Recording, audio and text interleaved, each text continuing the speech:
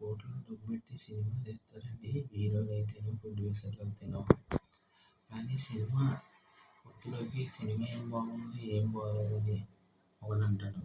ఎంత కష్టపడి ఎంతో శ్రమ నిద్ర మాని తిండి మాని ఎంతో విధంగా సినిమా తీసి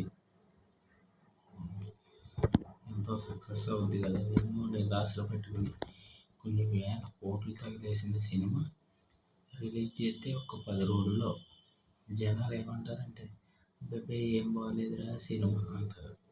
కానీ హీరోలకు ఒక మాట చెప్తున్నాను, రాజమండ్రి, వైజాగ్, కాకినాడ అలాంటి ఊళ్ళో తీస్తారు కానీ పల్లెటూరులో సినిమా తీయరండి.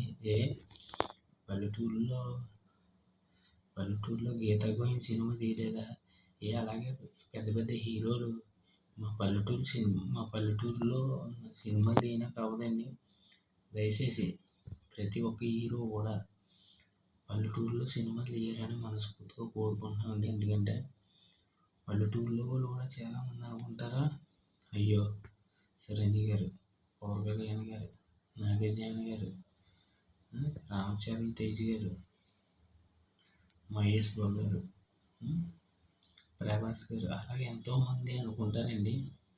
కానీ పల్లెటూరులో వ్యక్తులు కూడా చాలామంది అనుకుంటారు, ఒక్కసారి హీరోని చూస్తే బాగుండు, ఒక్కసారి ఫోటో తీసుకుంటే బాగుండు అనుకుంటారు.